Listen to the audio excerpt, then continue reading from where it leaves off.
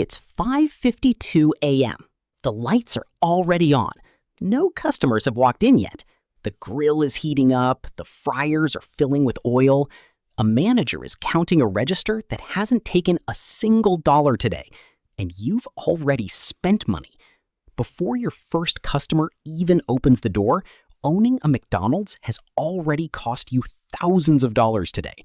Rent, equipment leases, wages for the people already on the clock, electricity for lights that are illuminating an empty dining room. This is what nobody tells you about owning a McDonald's. You don't own a restaurant. You own a machine that consumes money every single hour, whether anyone walks through the door or not. Today, we're going to follow one single $9 Big Mac meal, from the moment a customer hands over their money to the 27 different places that $9 ends up. Because once you see where that money actually goes, you'll never look at a McDonald's the same way again. Okay, so you want to own a McDonald's. You've seen the numbers. Average McDonald's location does close to $3 million a year in sales. Some locations do double that. You picture yourself in an office somewhere, checking in once a week, collecting checks while teenagers flip burgers. That's the fantasy. Here's the first problem. McDonald's doesn't sell burgers for a living. McDonald's is, functionally, one of the largest commercial real estate companies on the planet that happens to sell hamburgers as a side effect. Here's what that means for you.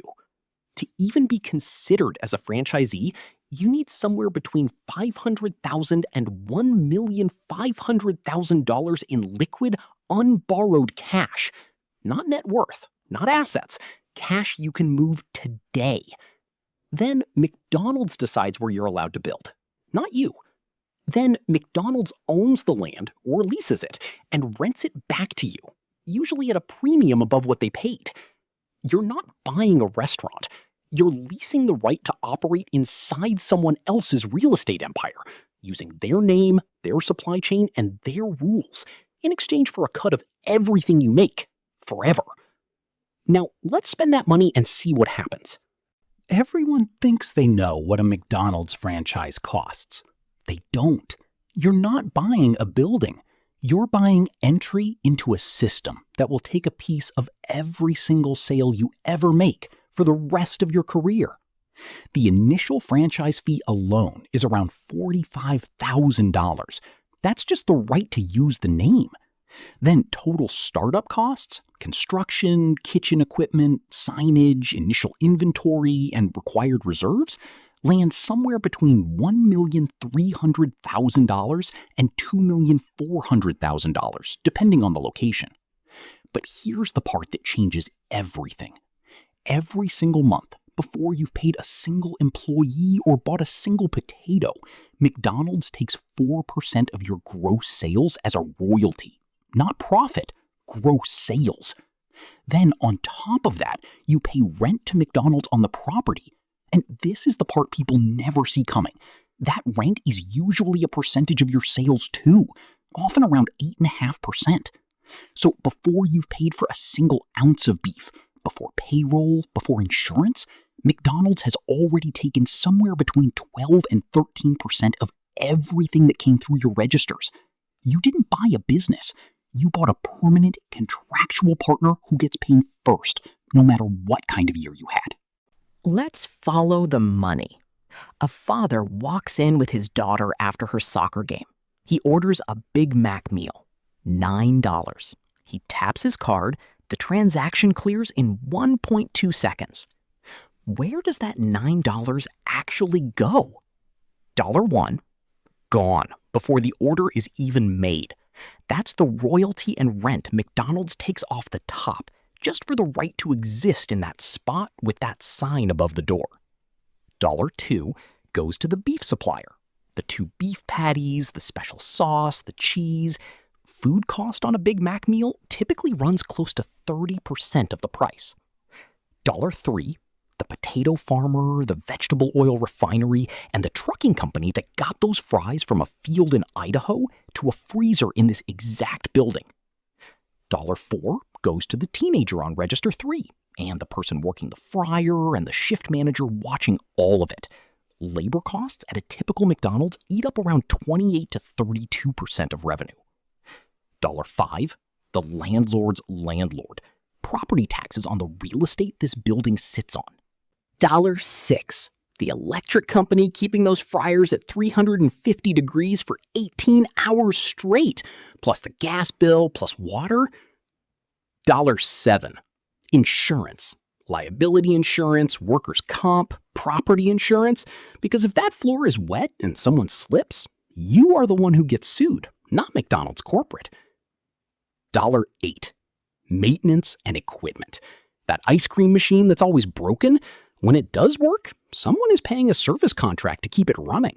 Same with the fryers, the grills, the walk-in freezer. $9, and this is the one that matters most. Whatever's left after all of that is what you, the owner, actually keep. On average, that's somewhere between 6 and 8 cents of every dollar. 6 to 8 cents. That father's $9 meal touched a beef rancher in Nebraska, a potato farm in Idaho, a trucking company, a sign manufacturer, an insurance underwriter, a bank that financed your loan, an HVAC repair company, and a corporate office in Chicago, before it ever became your money. 27 different businesses, one purchase. Here's what the glossy franchise brochure doesn't put in bold letters. Remodels. Every few years, McDonald's requires you to renovate the store to match their current brand image. New counters, new drive-through screens, new seating. This isn't optional. This can run several $100,000, and you're paying for it to keep operating a business you already paid to open. Labor law exposure.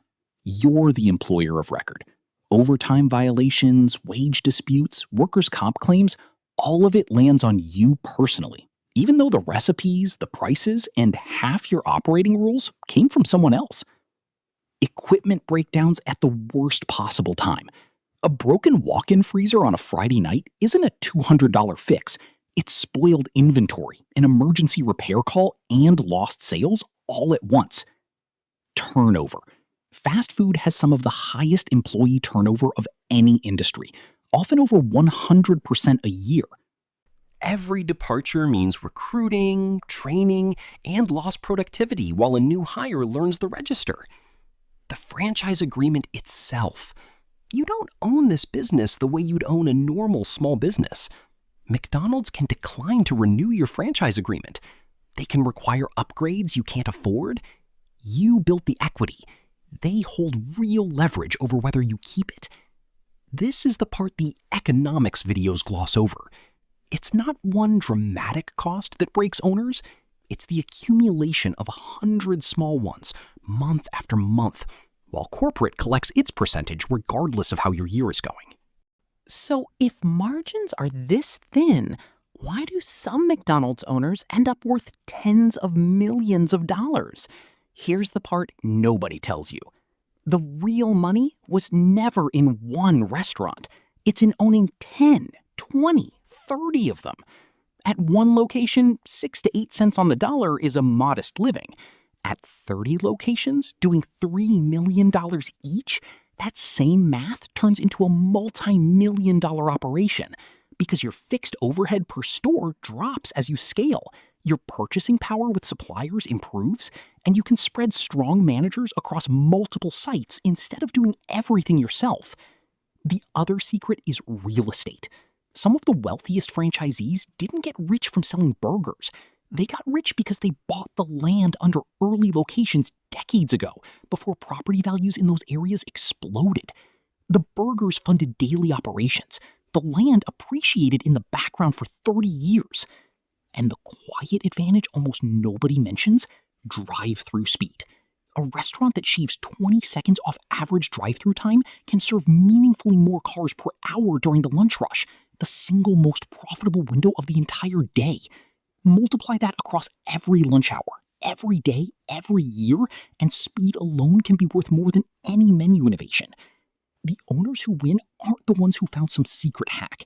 They're the ones who understood that this is a low-margin, high-volume real estate and operations business disguised as a hamburger stand, and they built their entire strategy around that reality instead of fighting it.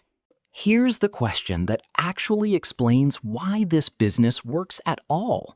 Why does that father buy his daughter a $9 meal instead of cooking at home for $2?